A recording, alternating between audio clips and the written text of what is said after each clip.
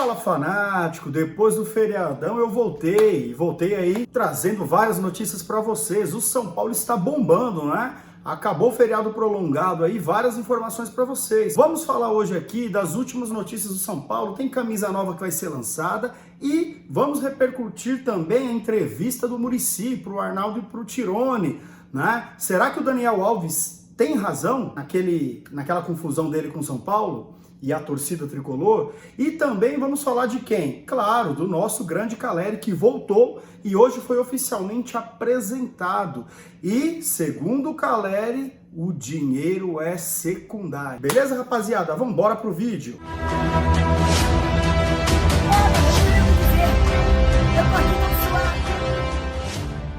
Fala, fanático. Rapaziada, então voltando com tudo, né? Feriadão prolongado, todo mundo, poucas notícias aí do nosso tricolor, mas graças a Deus tudo voltando ao normal, né? Porque no domingo o São Paulo já vai jogar contra o Fluminense, né? Pelo Campeonato Brasileiro, então a gente volta aí a ter os jogos do nosso tricolor. E na quarta que vem já é o confronto final aí, né? Contra a última partida contra o Fortaleza, decidindo a nossa história aí na Copa do Brasil, e Deus queira que a gente avance e vamos falar muito disso. Só que nesses últimos dias ali poucas informações, né? O São Paulo ficou muito tempo nesses últimos dias ali tentando se restabelecer ali o seu condicionamento físico, tentando fazer de tudo para recuperar a sua situação dentro do clube na questões de recuperação, questões de treino tático, né? Deu folga para muitos jogadores e hoje os jogadores foram representados ali, exceto aqueles que têm contusões graves, como a do Valse, por exemplo, e a do William, que torceu o joelho, os demais ali estão todos ali ficando disponíveis. E a expectativa é que, para o jogo contra o Fortaleza, a gente tenha basicamente todo mundo à disposição. Essa é a expectativa. Então, agora nós vamos falar a respeito da terceira camisa que o São Paulo vai lançar. Eu não sei se vocês viram, mas já está rolando aí na internet uma suposta terceira camisa do São Paulo que a Adidas vai lançar. A previsão é que essa camisa seja lançada no dia 10, né?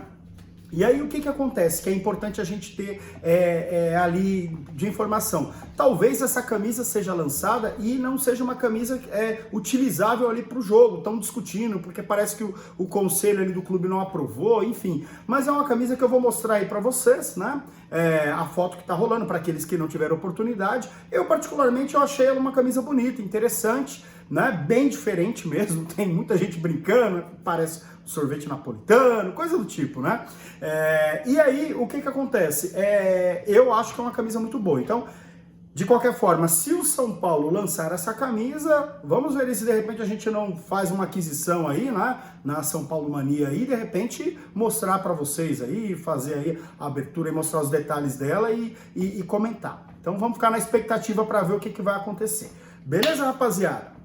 Agora eu quero falar com vocês a respeito de um grande ponto aí, que é a respeito da entrevista do Muricy, né? A live, né? Não é uma entrevista, é uma live, né? Feita ali com o Arnaldo e com o Tirone, né? No canal deles. E aí é uma live onde todo mundo, os torcedores fazem, os inscritos do canal, tal, fazem perguntas e tudo mais. E assim, para quem assistiu a última entrevista do Carlos Belmonte, né, inclusive para eles, né, para o próprio Arnaldo e para o Tirone, e eu fiz, meus últimos vídeos eu fiz 3 vídeos, né, porque a entrevista foi repleta de informação, fiz 3 vídeos ali, que tá aí no canal para vocês assistirem, que eu comento os tópicos ali, principais ali, eu separo em pontos principais da entrevista, para que a gente avalie ali as declarações do dirigente. E ontem, né, em pleno feriado, o Muricy, ele fez essa live, né? Às 19 horas ele fez essa live e não foram muitas informações ali reveladoras, porque como foi recente a entrevista com o Belmonte, então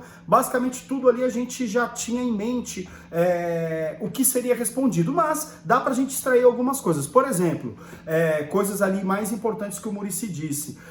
A respeito vamos falar dos pontos Volpi, por exemplo, pro Muricy, o Volpi é um goleiraço que é muito profissional, que tem muita confiança da diretoria e que a diretoria não pensa em ninguém. Eu, particularmente, eu acho que o Muricy, ele está sendo protocolar, ele é torcedor também, ele sabe, e ele é boleiro, ele sabe que as falhas do Volpi são falhas que denotam ali falta de confiança. Aí você fala, então tem que dar confiança pro cara. O cara tá jogando há anos aí no São Paulo. né? São falhas ali técnicas mesmo, ele não sai do gol, ele não faz dividida de bola. Então, assim, o São Paulo precisa urgentemente trazer, na opinião dos torcedores, trazer uma sombra para poder pegar o lugar. E o Volpi ser ali uma ótima opção de reserva, claro. Só que assim, o time não tem dinheiro. Então o que o Muricy vai fazer? Não vai pegar e vai sentar o pau e falar que o Volpi não é o titular e não tem confiança. Imagina só a cabeça do jogador. É o que eu penso, né? E aí existem algumas outras coisas. O Muricy falou bastante da base, disse que eles apostam muito na base, na safra do Sub-17, e que essa garotada do Sub-20, muitos já estão treinando com um profissional, a gente já sabe disso. Falou a respeito daquela foto que ele tem lá, que passou nas redes sociais, ele, o Crespo e o Alex, e ele falou que ele queria fazer essa interação entre eles, fazer com que eles conversassem mais sobre futebol, sobre as ideias do São Paulo, mesmo que cada um tenha uma característica, eles precisam empregar ali um DNA do São Paulo nos seus times, e disse que a interação está sendo boa e que antes não dava pela quantidade de jogos. E também já deixou claro que o zagueiro canhoto que o Crespo tanto precisa vai vir da base. Fato. Nós temos 3 lá, o Crespo vai ter que aproveitar um deles. Outro ponto importante que causou bastante polêmica é a declaração quando ele disse que o Vitor Bueno é um jogador diferenciado. Dá pra ver na expressão do Muricy que ele fala assim, olha, eu vou tentar dar a minha opinião pelo que eu vi a expressão do Muricy. É assim, é uma pena, porque o Vitor Bueno tem drible, chuta bem, consegue cabecear, ele tem uma boa visão de jogo, ele poderia ser um grande meia. Então, assim, depende dele. Ou seja, tudo que os torcedores falam, que o grande problema do Vitor Bueno é a falta de ambição, é aquele jeito dele morto em campo, aquela falta de energia, que é o que o derruba hoje, que não leva ele para lugar nenhum. E é isso que faz com que a torcida queira ele bem longe do Morumbi. E com razão, o cara nunca entregou nada pro São Paulo, o cara é um desastre. E o Muricy falou, olha, ele é um jogador diferenciado. Aí o pessoal tá metendo o pau no Muricy dizendo que ele não entende de futebol. Gente, eu também acho que o Muricy tem razão. Olhando alguns perebas, por exemplo, é nítido que o Vitor Bueno tem muito mais poder de finalização, de habilidade do que o Pablo. Agora, os dois são péssimos. Fato. E o Muricy não vai queimar o cara totalmente, sendo o cara uma das opções. E outra, se o torcedor de São Paulo quer que esse tipo de jogador suma, alguém tem, ou você espera o contrato acabar, ou alguém tem que fazer proposta. E não vai ser a nossa diretoria queimando o jogador que alguém vai se interessar nele, né? Então, assim, a gente tem que também pensar com inteligência. E aí, para finalizar a parte do Muricy, ele falou a respeito do Orejuela, ele disse que, olha, todos os dias fala com o Orejuela, que é um jogador tímido, que fez boas passagens no Cruzeiro, no Grêmio, que eles investiram sim pensando que ele ia assumir a lateral direita, mas não sabe o que acontece com ele, só depende dele. Orejuela, só um toque para você. Se você quer motivação maior, a torcida do São Paulo detesta o Daniel Alves. Quer motivação maior do que essa? A torcida do São Paulo odeia ver o Igor Vinícius horroroso na lateral direita. Então você tem a faca e o queijo na mão para pegar um jogo, jogar bem e mostrar que tem condição de ser titular e assumir de vez. Esse é meu ponto. E aí, pessoal, para finalizar, o Batuqueiro sempre é notícia em todas as redes aí do São Paulo, né? O que acontece? O Muricy falou, e aí a polêmica, né? Todo mundo, o Muricy disse que o Daniel Alves tem razão. O Muricy foi bem político, mas ele falou claramente, olha, eu como torcedor não gostei das declarações, e como dirigente eu não gostei das declarações do Daniel Alves. Mas eu preciso ponderar os dois pontos de vista. O cara tá chateado que o time deve a ele. Então ele tem razão em se chatear, em cobrar. Agora ele errou em ter exposto isso, porque na visão do próprio Muricy, tudo deve ser resolvido dentro de casa e não ser exposto.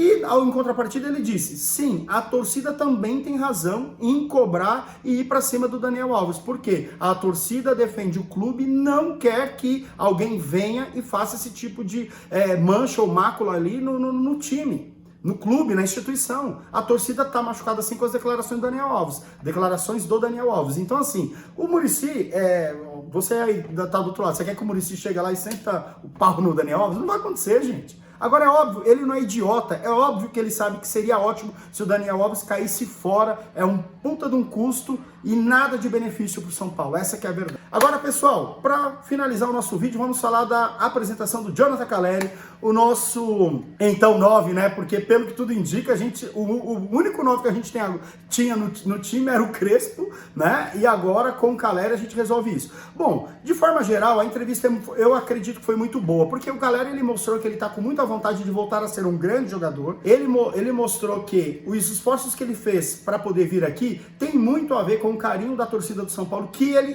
ressalta que nunca o esqueceu, que a torcida do São Paulo sempre fez de tudo para poder demonstrar esse carinho e que no passado ele tinha grandes papos, grandes ideias ou proximidades ali com dirigentes do São Paulo, mas que nunca houve em nenhum momento a condição dele voltar de fato, mas que agora, quando isso casou, né, que era tanto bom para o clube quanto para ele, isso deu certo. Das falas do Caleri, o que ficou destacado ali?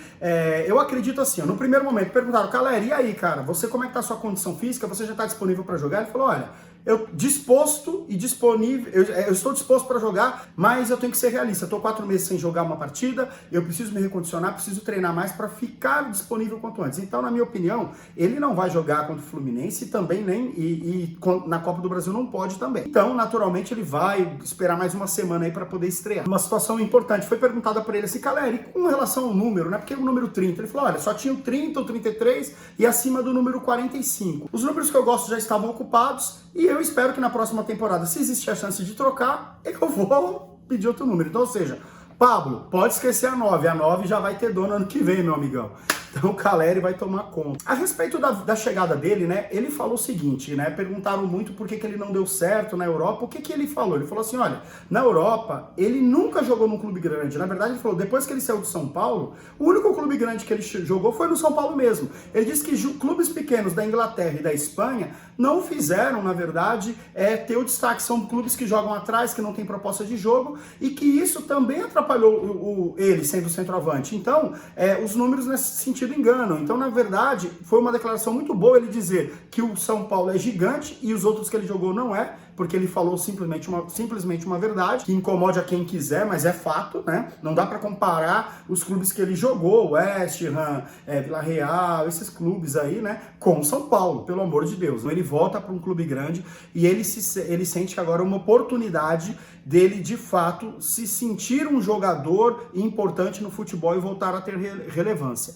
E aí, para dar assim, para fechar com chave de ouro, o Osmar Garrafa, lá da Gazeta, fez uma perguntinha bem incômodo, para tentar colocar o cara em saia justa, perguntando, e aí, Caleri, você tem medo do São Paulo não te pagar? Foi basicamente isso. Aí o Caleri pensou um pouco e falou assim, não, eu não tenho medo. Por quê? O dinheiro é secundário. O dinheiro é secundário. Eu vim aqui para poder jogar futebol, eu vim aqui para poder me tornar importante, para voltar a ser feliz com a torcida. E aí ele foi terminando a informação, dizendo, olha, a gente tem contrato, eu tenho os meus agentes, o contrato ele deve ser cumprido, e é um contrato bom para as duas partes. Então assim, a gente espera que o contrato seja cumprido. Em outras palavras, foi o que o Caleri disse. E aí algumas pessoas na internet, pô, ninguém joga mais por amor. Ô, gente, pelo amor de Deus, vamos ter um pouco de consciência. O cara veio, vai receber... mas vai receber 500 mil. É óbvio, é a média dos salários. Quando o Gilberto pediu 600 mil para jogar no São Paulo, um monte de torcedor tava querendo o Gilberto. O Cano pedindo aí por volta desse valor, jogar na Série B, todo mundo...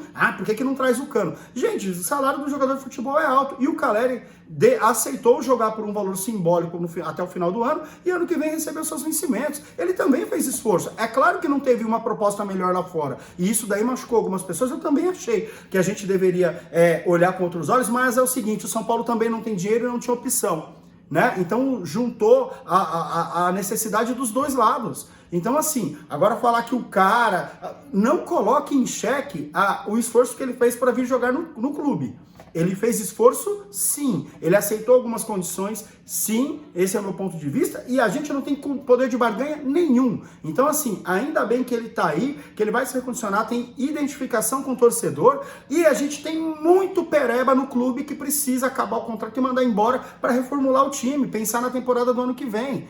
Então, gente, não vamos polemizar. A chegada do cara é o cara que conseguiu vir. Se não fosse ele, não seria ninguém. Então, vamos parar de chororô. Entendeu? Vamos olhar para o clube, que ele está se reestruturando. Não adianta sair cobrando de forma exagerada, que a gente, se não tivesse trocado a comissão técnica, se não tivesse vindo outra diretoria, a gente estava brigando pelo rebaixamento, né? Mas o São Paulo tá mal, mas vai sair disso. Vai sair porque tem time e tem treinador.